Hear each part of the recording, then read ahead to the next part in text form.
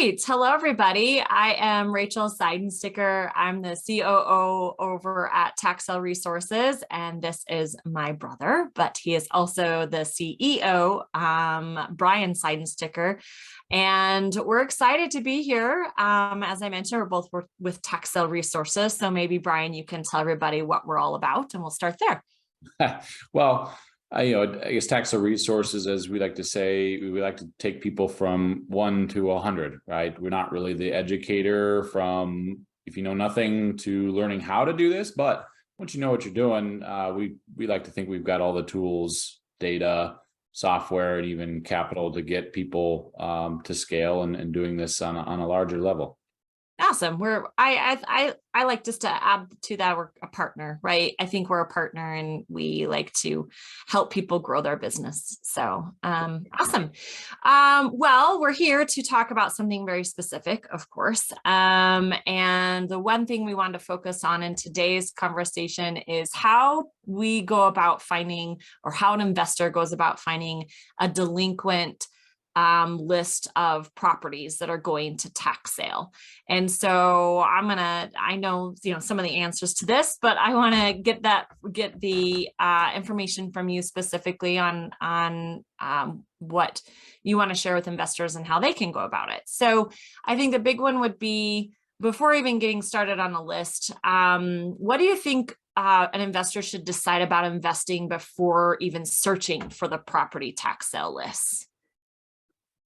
Well, that's a good question. I think the best answer I have to get that question all the time is rather than diving in and starting to look, is really figuring out what are you after? What's your end goal in doing this, right?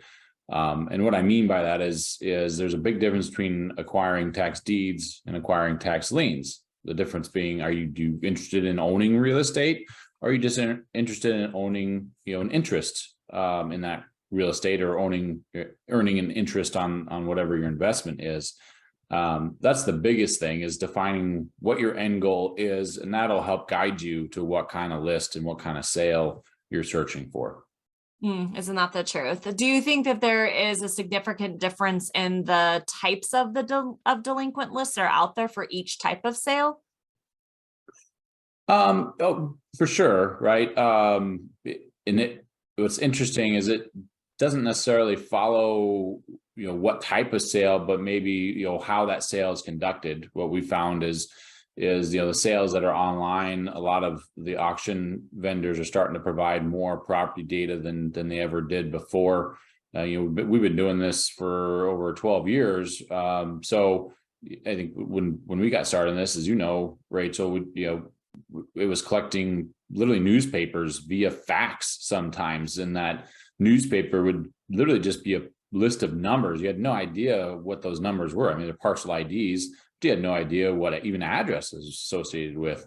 In today's world, at least the address is typically on the list from the larger auction houses. But that we see that in both the tax deed auctions and the tax lien auctions, and as well as that middle ground, the redeemable deeds, as we call it.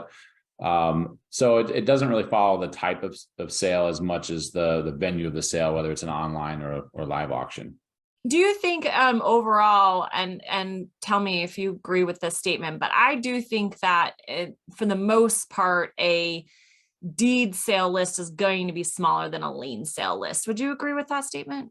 Well, as far as quantity of properties, for sure, right? I mean, it's much earlier in the tax delinquent process, and so you're talking, tax lien lists can get as large as 50,000 or more parcels in Cook County, and they can get as small as a few parcels, right, in New Jersey, because those sales are smaller. And typically, tax deed auctions are a list of 1,000 tax deeds is a very big auction. Yeah, they can get large, but in general, they're usually much smaller. I would agree with that. What do you think is important information that investors need to know to make their investment decisions, besides, that kind of needing to know? You mentioned whether you want to own the property or you're looking for the delinquency. That's the type of sale. But what are you think are other important things they need to discover or figure out before making the leap? Well, I mean, we could spend a whole episode and hours talking about that. I think there's some educators and coaches out there that spend months or years teaching investors how to do this. But the key thing to keep in mind is you're trying to decide, is this property at the end of the day, is this something I feel has enough value that I am willing to buy a lien on it, right? Tax lien on it. Or on the other hand, is this on the deed side, is this property have enough value that I'm willing to go to the auction and buy it for a certain price? Beyond that, the criteria can vary, right? Well, how do you make that decision? But that's ultimately the decision you're trying to make. So as far as the how goes, right, some of the data that we have access and provide in our tax sale lists, right, or the simple things like, we call them characteristics, right? The address, right? Broken down, and parsed out, so you can search and filter those lists by, the location, the zip code, that sort of thing. Then you get into latitude, longitude, where is it located, right? And along with the parcel boundary itself, that comes up all the time, when making sure the property is not just a mailbox or sidewalk, right? Is an actual property.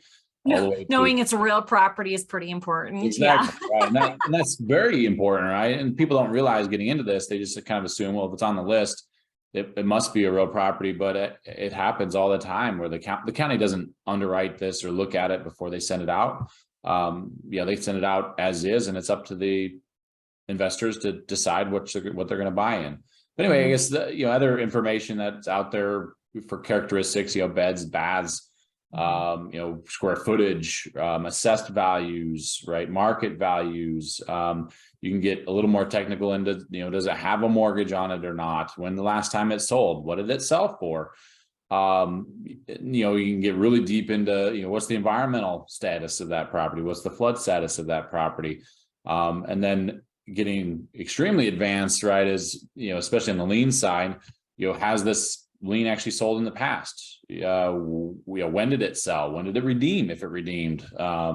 Those are all, we're getting pretty deep into the writing, but the criteria itself is really defined by the investor, but there's a lot of data out there. And it should be much more than just what is the value of that property.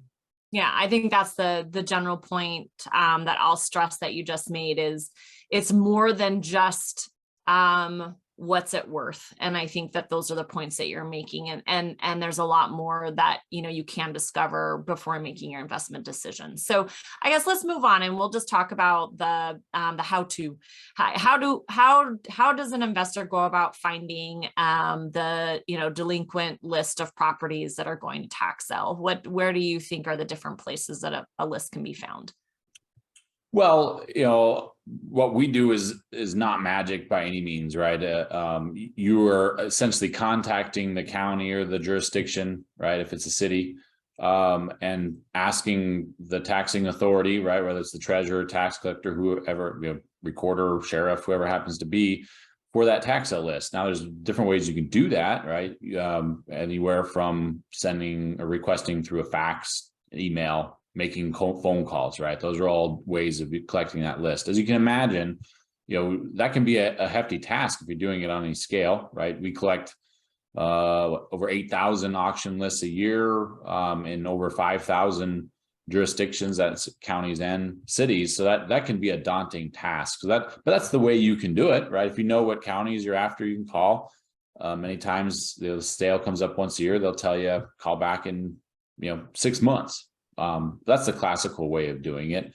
The new way, right, is simply, there's different tools out there. We're obviously one of them, where you can go on and instead of doing all of that work yourself, subscribe to our service, you log in and you have access to all those 8,000 lists. You don't have to go collect them. That's the easy route. Yeah. So, and you touched on this earlier too, but kind of the old ways, right? Where you said, we used to be just like faxing or going out and getting a physical newspaper file and so forth. I have to say that That still exists in some places in the country. So although a lot has been, not automated, but at least put out on the web, there's still a lot of that kind of hunting and pecking, right? I'd like to kind of point that out. As you said, we're not reinventing the wheel necessarily. It's that you can go out and you'd have to do this one by one, county by county, and finding where to go to get it. And I think that's kind of the key piece of information. It's all public information. It's just the method in which going out and finding it sometimes can be tiresome. So Yeah. I guess the pros and cons of talking about, the original list that comes from the county, we call it the county tax sale list, or the as is list, the raw file. There's a lot of terms that we call it. What do you think we normally, or what would you say normally comes on that county file, or that original list of delinquent properties? Well, and it varies, as you know. I mean, you deal with these on a daily basis, more than I do these days, Rachel. But it can be as simple as it almost always has a parcel number, right? That's the unique identifier for that property, in that county, right? The other thing it typically has is the delinquent taxpayer's name, right? Whoever owes that, the county, and then typically has at least an amount, right? What do they owe, right? At least as of the date of the publication, because typically, counties or jurisdictions have to publish, these lists in the newspaper. That's the minimum, right? Now beyond that, it can vary wildly from, some areas don't even include the amount, right? Some areas don't include the delinquent taxpayer. Some are as simple as, here's a list of parcel numbers, like I mentioned before, over all the way to some of the more I guess sophisticated auction vendors out there.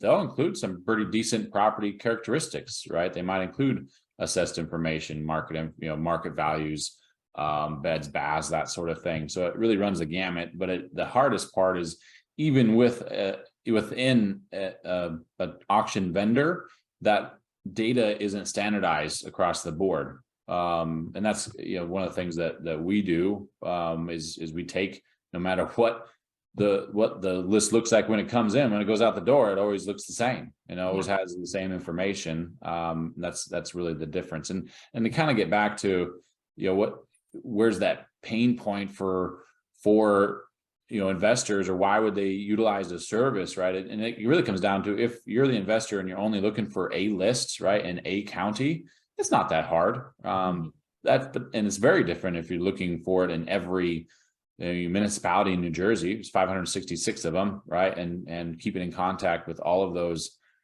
tax collectors to get that list, that's a different story. And even a bigger problem if you're trying to do it on a nationwide scale like we are. So it really just comes down to how big is the investor trying to do this. Yeah. And I guess what I heard obviously is the information that's on the county file varies greatly. And it's usually pretty minimal across the board. Would you agree? I just, you don't really get much information. So if you were to kind of take what big pieces of information that an investor might need for due diligence and what's missing typically across the board, what do you think were the key pieces of information that are missing, that you're never going to get, like the con of a delinquent list, basically what you're not going to get that you need? I think the biggest one is probably the parcel boundary itself. What does that parcel look like, right? You're never going to find that on a list from the county unless he happens to come through a platform, right? The auction platform. It's not going to be on the list. It might be through the auction platform. But that right there tells you what the boundary of that property is. It a piece of sidewalk? Is it a mailbox, or is it a legitimate 500-acre piece of land? And even beyond that, even if it is a large piece of land, does it have access, right? Or is it landlocked? That little piece of information is very critical in deciding whether one parcel is actually whether it has any value or not. Yeah. You're never going to find that on a delinquent list. And then you're never going to find what I call recorder information on a delinquent list. You're never going to find whether it has a mortgage or not. You're never going to find what the latest sale information was, right? That's all information that typically taxing authorities don't include. They can include, a lot of times they'll include basic characteristics like assessed value, But that's, I don't know, I guess still less than 30% of the time. Oh, yeah. And that's a pretty critical component, right? What's the value of this property, at least what the county says. But the address information is usually included, right? And that's pretty important, especially if you're gonna, go drive by and do an inspection on the property. So it fills in some basic gaps, but certainly doesn't give you all the information you should look at in order to make a decision. Yeah, and I would double down on your property boundary and say one of the key things there that, of course, assists in that would be the use. So what is the land use of that property? That is, I don't think I've ever seen that, except for maybe if it comes from an auction vendor, but the land use, the specific land use, not just if it's commercial or residential, but what type of commercial and what type of residential property is it, I think is incredibly key, and never on a county file itself. So, all right, well, I guess in a nutshell then, and we've touched on this in a lot of ways, but how does TSR, how does tax sale resources help? You've kind of picked a little bit, but let's bring it home. How do we populate the tax sale lists? What does that look like, and what information are we giving that they can't find elsewhere? Yeah, and I'm gonna take a little journey back in history. I'll say pre-tax sale resources, our service, right? What did investors do? Well, everyone had an in-house team, right? It might be an individual, right, doing everything themselves, or if they're a larger institutional investor, they may have had a team doing this. But the key is that they're all doing it themselves, right? They collected the list. They then collected the information, whether it's literally sitting in front of their computer and typing each parcel number in, right, to bring up that assessed information, fill out a spreadsheet. That's how it was done, right? And then it really limited them, one, from a time standpoint and how many people they had doing that research, but then how do they apply criteria to that, right? Now you've got, all right, I've got data with these headers and this information, this county, and the next county over, it's these headers and this information, and it was never standardized, right? That's how it was done. Really, since we came along, now it's the biggest thing we do is we standardize it, right? We collect a lot of information. Every list has at least 110 fields of information, so it's hard to go through every single one of them. But I think the biggest thing we do is standardize. We've taken that entire task off of the investor's shoulders and done it in-house. So you get access to all of that information, and you can immediately start making decisions. You don't have to collect the list, get the data, figure out how you're going to filter it, and whatever criteria you came up with in the last county. I don't have improved value in this county. What do I do? Right? I got to invent another way of fixing that. And you end up with a solution that is county specific, not state specific or nation specific. And that's the biggest thing that we do today that was unheard of 10 years ago, which is a standardized data set is now on a platform that allows you to log in, put in some criteria. It actually will tell you, out of the 200,000 parcels going up for sale nationwide, I did it a few days ago. Here's the 50 commercial properties that are out there for sale nationwide, right? You could not do that 10 years ago. That's the really cool thing about what tax sale resources does today. Yeah. And again, to add, it's the database of all the sales happening in one spot, right? And being able to then access, as you say, the power of the data that's feeding that to narrow down where they might want to invest because of certain criteria that they're looking for, be it, as you say, the certain commercial property, maybe it's an apartment building, maybe it's a particular retail store, whatever it might be. Being able to do that is huge on the research platform itself. So yeah. That really comes back to your very first question. Why, what's the first thing you should do before collecting lists or looking for them? It's defining your model. And that's even more important today than it was 5-10 years ago. You really have to specialize in something. And if your model is just, I'm going to go to an auction, I'm going to bid on every property that I might have value and then try to win, you're probably going to lose in one way or another, because there's probably somebody else out there that's specializing in, commercial property, for example, and they know exactly what they can do with that property. They know exactly how many dollars they need to put into that property. And so they know exactly how much they should bid in order to win. More times than not, it's going to be more than what you've accounted for, because you have a lot of unknowns in it, or you should. And so knowing exactly what your end goal is extremely important. And so if you know, I only want single family homes that are 3-bedroom, 2-bath that are at least have a market value of 150,000 in these 9 zip codes. You can do that in the platform. It'll tell you in our platform, it'll tell you exactly which properties meet that. 10 years ago, you couldn't do that. You would have to filter through list after list and eventually see what you could win. It's obviously we're biased, but it's a really incredibly powerful tool. I agree with you, obviously. I will say, just to kind of make sure that investors truly understand, because you've touched on it in different pieces, but could you, in one big felled swoop, you talked about how we've standardized our information, but what are the main core chunks of data that is provided on the research platform that they can use to do their filtering criteria? Can you kind of clump that into one big statement? Yeah. I mean, yeah. So, it's the information that comes on the county list, right? That's always critical, right? Making sure that when it's called at the auction, can you identify it, right? So we always retain that. There's the actual address information. There's the property characteristics, right? There's and I would put, I'll chunk out, valuation information, assessed value, market value. That's slightly different. There's what I call recorder information. Does it have a mortgage or not? When did it last sell for? There's legal description stuff that is kind of unique to some states, but can be pretty critical. Other specialized information that you really can't find anywhere other than through TSR as of today, that I'm aware of, is really flood data and environmental data. Right? Is that property environmental issue or not? Right? Typically, you have to go order a phase 1 study. That's hundreds or thousands of dollars to figure that out. Where we can at least tell you, is it on a list or not? Is it worth buying that report or not? And then you get really specialized into sale history for that parcel, and that can come in different formats. Whether it sold, when it sold, did it redeem, did it not? We call it the tax sale history in our platform. And those are really the key chunks of information that we provide on every parcel in the platform. Yeah, it's pretty, as you said, it's been a game changer, I think, these last 10 years. And not to make it a footnote, because I really probably should have said this at the beginning, it's part of our tax sale history, but knowing what other similar parcels have sold for in a county or in an auction recently in the past, right? That I call them, in real estate, that's called comps, right? And in regular real estate, you go to your local realtor or the MLS and you can find that out.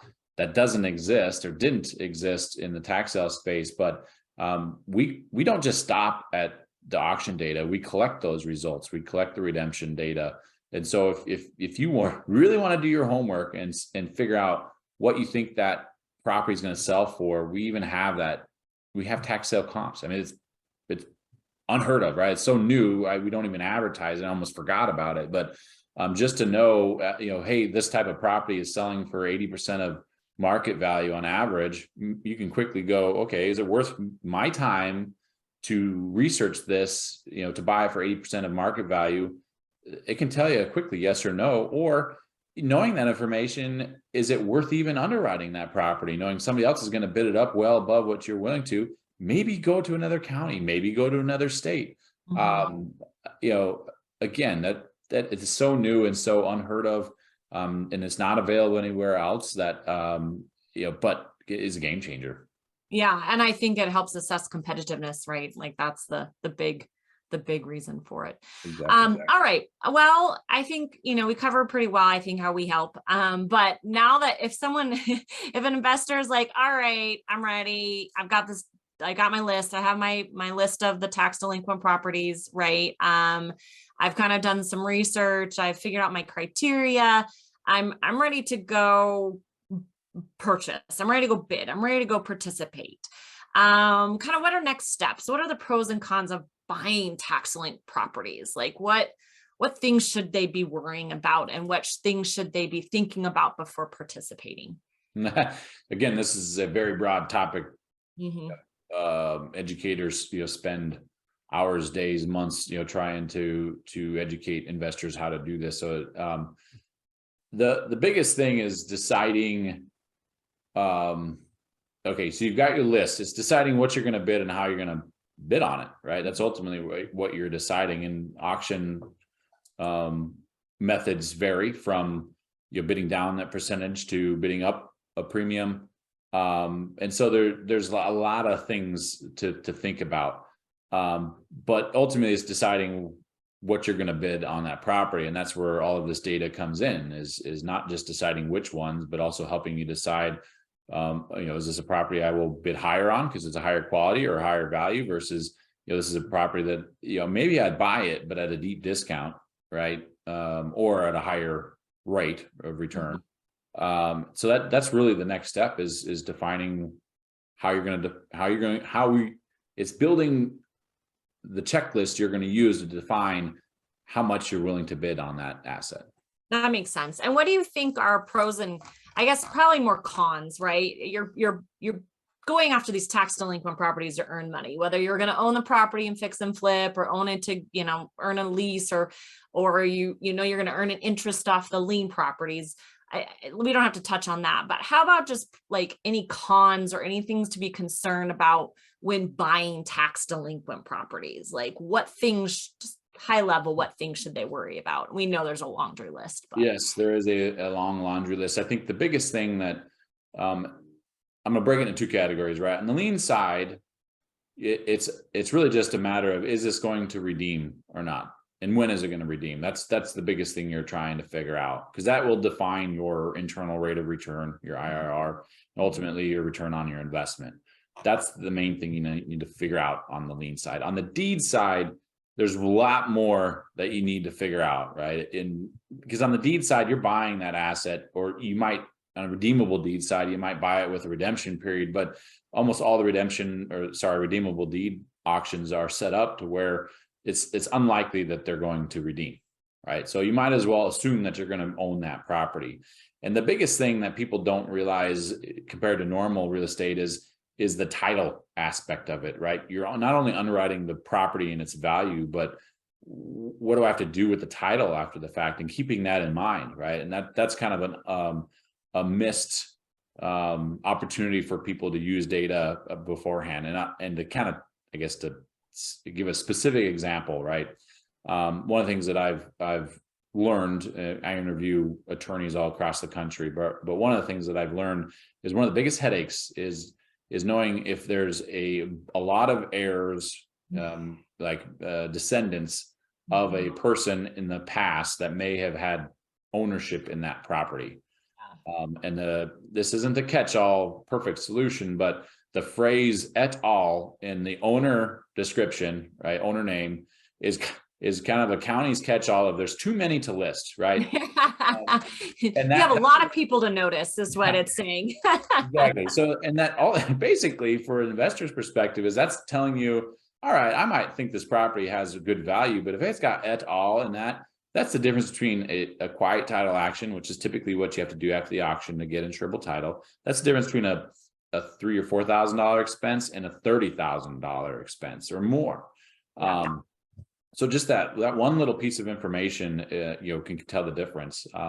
The other specifics, I call them worst case scenarios, or just knowing if it's got an HOA, right? And which states, and where HOAs are kind of a little more aggressive, and how are they aggressive? It varies, but those are things you need to keep in mind if you're on the deed side.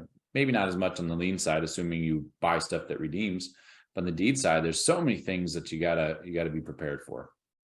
Be careful, right? Buyer beware is a real thing. You'll see that listed on most delinquent tax lists from the county. Buyer beware, and especially on the deed side, as you say. But I know you will echo this, but we also always caution even lien investors, pretend like you might be purchasing that property, because you just never know when you'll get stuck with it. So all right, well, I think then the last kind of pieces to kind of bring it home for an investor would be, all right, I want to bid. Now, how do I bid? Like, what does that look like usually? Like, what's that process? So yeah, well, and that really comes down to how's the county or the jurisdiction, conduct their auction. And it varies from in the courthouse, on the courthouse steps, online, mail-in bidding, right? There's lots of different formats for it.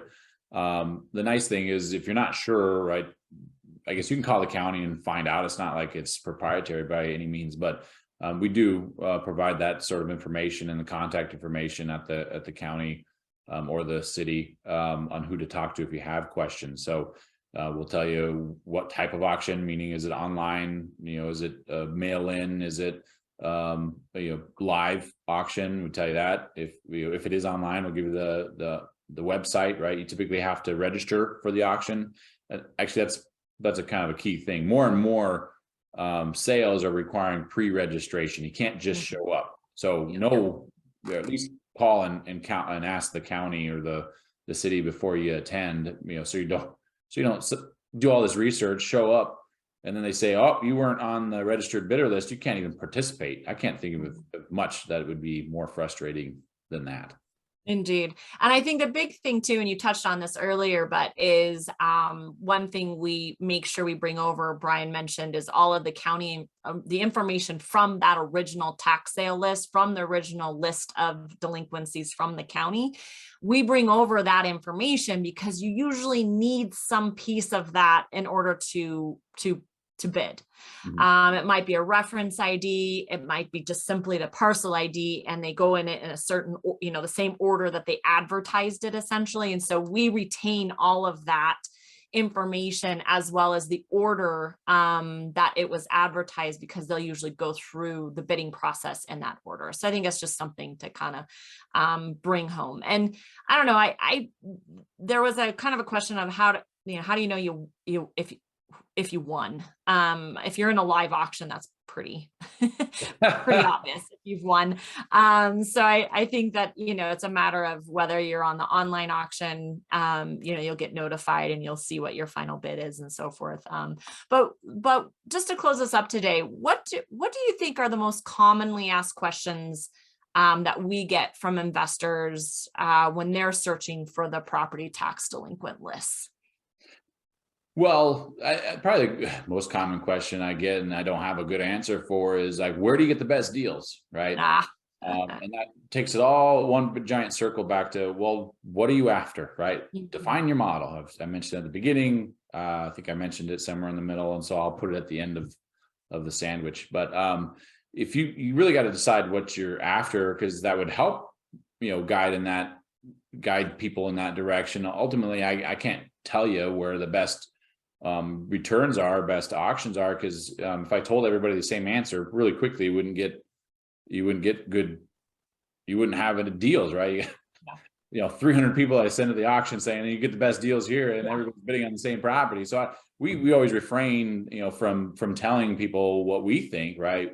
We certainly have data out there and auction results, and if people are looking for delinquent property lists and wanting to figure out where they want to go, we have the sale results lists as well, right? And that'll help define, maybe where works best for you, but you can't get that answer unless you know what you're after in the beginning. So I always try to push people to define what your model is before you ever start searching for tax sale lists.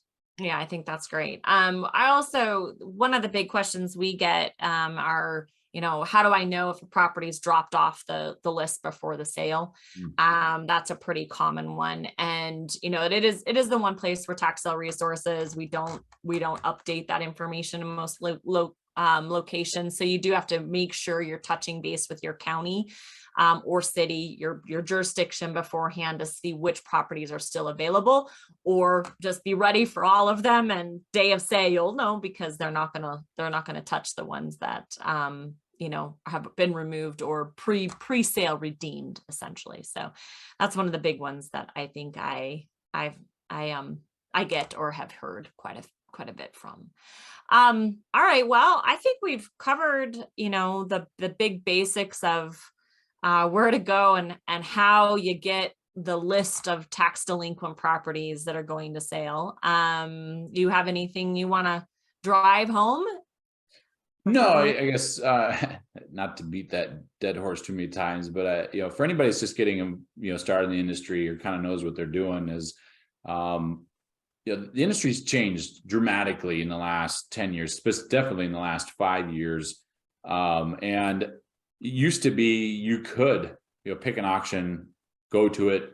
I've even heard some investors say that their competitors wouldn't even do any research. They just watch them and they'd know, all right, based on that guy bidding a lot, I'm going to bid $100 more or $1,000 more than that guy, and I must win that way, right? The industry is changing a lot. You really have to be specialized in not only where, but the type of property, and in many cases, you've got to be flexible to maybe think outside the box of locations you typically look at. And popular markets are popular markets, and that's you're going to be other investors in that area too, right? So you really need to define that model and be very specific. And then you're going to have the tools, to support that, right? And if you have a very specific model, I'm going to go back to the commercial property. If you're only looking for hotels, right, and that's the only that's your model because you're successful in doing that, and that's what you're doing. If you don't have again, a shameless plug for us, but if you're not using taxable resources, you're going to be miserable trying to find those hotels because they only pop up every once in a while. But in taxable resources research, you can go put a notification, and every time one pops up in the country, you're going to get an email, right? Yeah. If you don't have access to that, you can't execute that model. You're going to be the only model where you could go to almost every auction and be somewhat successful is buying single family residential tax liens or properties. But guess what? So is everybody else, right? So the competition's insane in that. So if you're not specialized and you haven't defined a very specific niche model, you're going to lose. And if you don't have the platforms and the data and the software to support finding those very specific assets, you're going to lose. That's just reality in today's market. Yeah. And I double down again on that. Like, we are aiming to be a partner, right? We're aiming to really help you figure out your niche and how to be successful. And so with research, it helps you do that. And then we have our other products and services that support you along the way as well. So all right. Well, I think we covered this one. I'm sure we'll be back with other topics as we get asked certain questions. So thanks, Brian. It's always good to see you. No, thanks, Rachel. Everybody's listening. Good luck out there. There's certainly deals to be had. They do exist. So don't get too frustrated. Obviously use our platform. It'll help you find those, but they do exist. They're not diamonds in the rough. They actually exist on a pretty large scale, but you got to know where to look, and you got to be able to do it on a large scale. So anyway, thank you. Thank you. And everybody, good luck, and we'll talk to you soon. Yeah. I like what you said. It's about being prepared in advance, right? So Be prepared in advance. All right. Happy investing, everyone. Thanks.